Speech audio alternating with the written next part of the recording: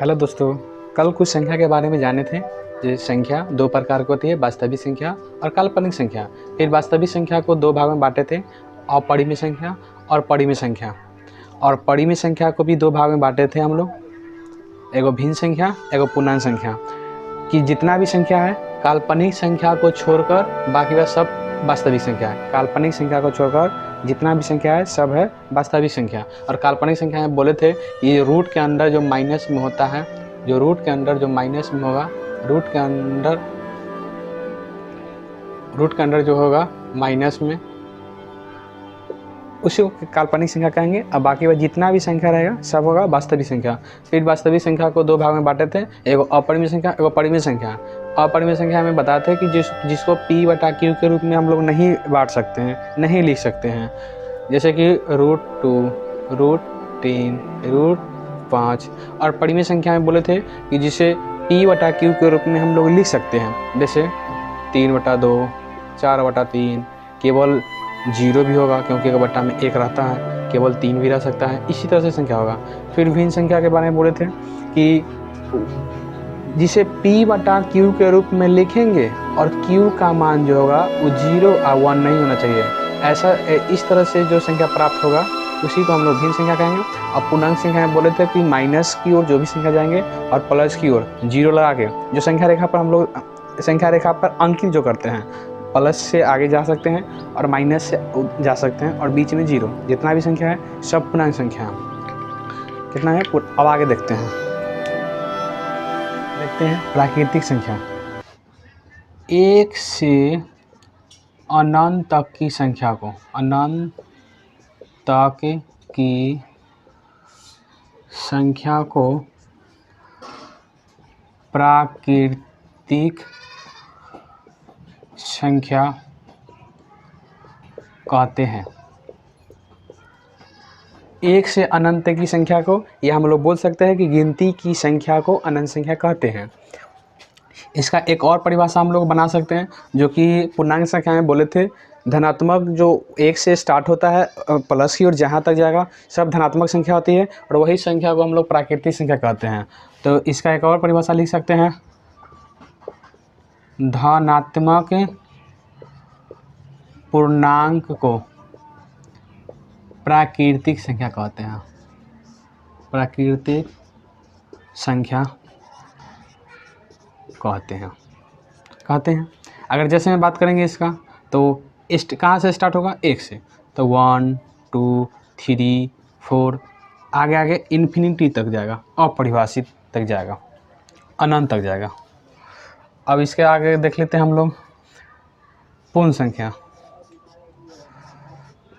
पूर्ण संख्या हो जाएगा जो कि 0 से स्टार्ट होगा। 0 से अनंत तक की संख्या को, 0 से अनंत तक की संख्या को पूर्ण संख्या कहते हैं। पूर्ण संख्या कहते हैं। बस प्राकृतिक संख्या में 0 केवल लगा देंगे तो वो पूर्ण संख्या बन जाएगा, 0 नहीं रहेगा तो हो जाएगा प्राकृतिक संख्या। यह है, इसमें 0 से स्टार्ट होगा, 0 से स्टार्ट हो गया और ये भी अनंत तक जाएगा। ठीक है इतना तक।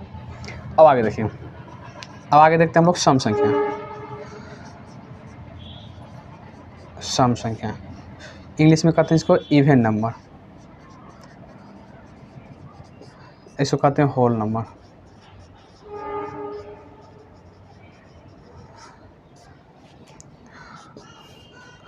इवन नंबर देखते हैं सम संख्या किसे कहते हैं? वैसी संख्या जो 2 से पूरा विभाजित हो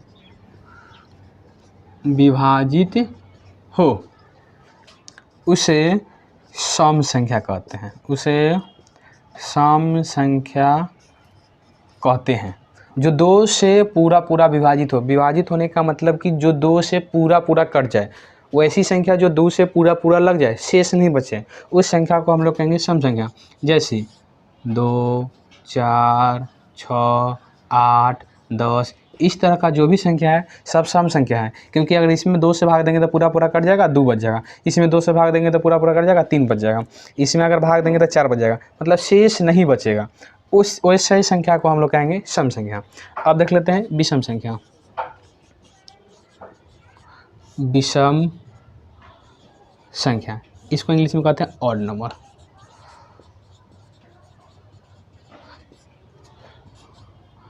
वैसी संख्या जो 2 से पूरा पूरा विभाजित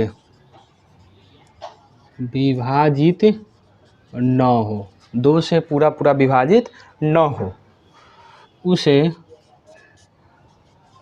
विषम संख्या कहते हैं। उसे विषम संख्या कहते हैं। जो 2 से पूरा पूरा विभाजित न हो उसे विषम संख्या कहते हैं। जैसे में अगर बात करेंगे तो हो जाएगा हम लोग का हो जाएगा 3, 5, 7, 9, 11, 13 और आगे जा सकते हैं। जो 2 से पूरा पूरा नहीं कटेगा, 2 से इसमें भाग देंगे तो शेष 1 बच जाएगा। इसमें भाग देंगे तो फिर इसमें भाग देंगे 2 से भाग देंगे तो फिर इसमें 1 बच जाएगा। इसमें भी देंगे तो 1, मतलब शेष इसमें 1 बच जाता है। तो वैसी संख्या को विषम संख्या कहेंगे। और जो 2 से पूरा पूरा कर विभाजित हो जाएगा उसे हम लोग सम संख्या कहेंगे। पूर्ण संख्या कहेंगे कि जो 0 से स्टार्ट होगा, 0 से अनंत तक की संख्या को पूर्ण संख्या कहते हैं। और प्राकृतिक संख्या जो 1 से स्टार्ट हो, गिनती की संख्या को हम लोग प्राकृतिक संख्या कहते हैं। और जो 0 से स्टार्ट होगा उसे पूर्ण संख्या कहते हैं। अब आगे, अब देखिए, अब अभाज्य संख्या किसको कहेंगे? वैसी संख्या जो केवल 1 से कटे या अपने आप से कटे उसे अभाज्य संख्या कहते हैं। जो केवल अपने से कटेगा नहीं तो केवल 1 से कटेगा उसको हम लोग अभाज्य संख्या कहेंगे। तो इसका परिभाषा लिखेंगे, वैसी संख्या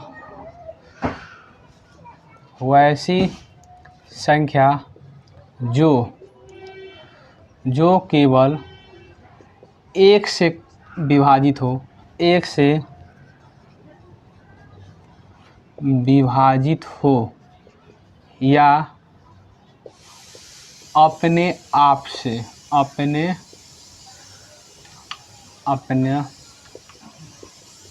विभाजित हो, अपने आप से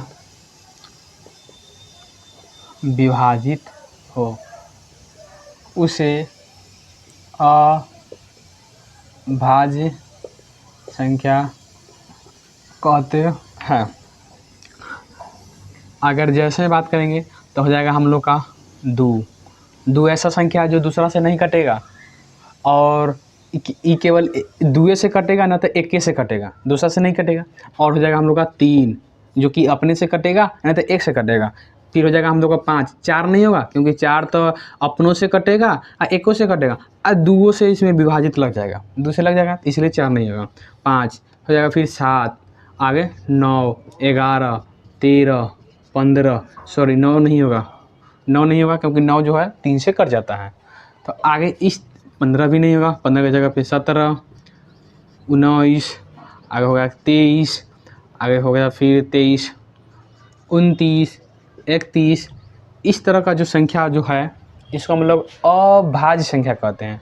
अभाज्य संख्या जो वैसी संख्या जो केवल 1 से विभाजित हो या अपने आप से विभाजित हो उसे अभाज्य संख्या कहते हैं। इसी का उल्टा है भाज्य संख्या। भाज्य संख्या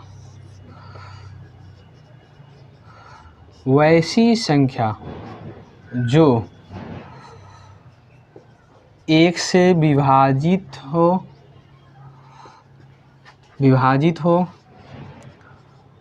तथा अपने आप के अलावा दूसरे संख्या से भी विभाजित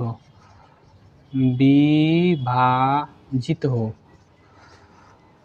तो इसी संख्या को हम लोग कहेंगे भाज्य संख्या। विभाजित हो उसे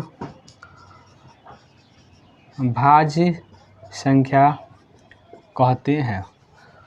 अभाज्य हो जाएगा जो कि अपने आप से कटेगा नहीं तो 1 से कटेगा। अभाज्य संख्या हो जाएगा जो अपनों से कटेगा एको से कटेगा और इसके अलावा कोई दूसरा संख्या से भी कटेगा, तो उसे हम लोग कहेंगे भाज्य संख्या। जैसे में हो जाएगा सबसे छोटी भाज्य संख्या 4, 3 और 2 नहीं होगा, क्योंकि 3 और 2 जो है अपने से कटेगा और एक से कटेगा, इसके अलावा कोई दूसरा से विभाजित नहीं होगा। लेकिन 4 जो है 1 से कटेबे करेगा, 4 से भी अपने आप 4 से कटेबे करेगा और 2 से भी कटेगा, तो ये हो जाएगा भाज्य संख्या। फिर आगे हम लोग का हो जाएगा 6, 9, ऐसी जो संख्या आगे मिलेगी ये सब है भाज्य संख्या। इस सब को क्या कहेंगे? भाज्य संख्या। ठीक है, अब आगे देखिए।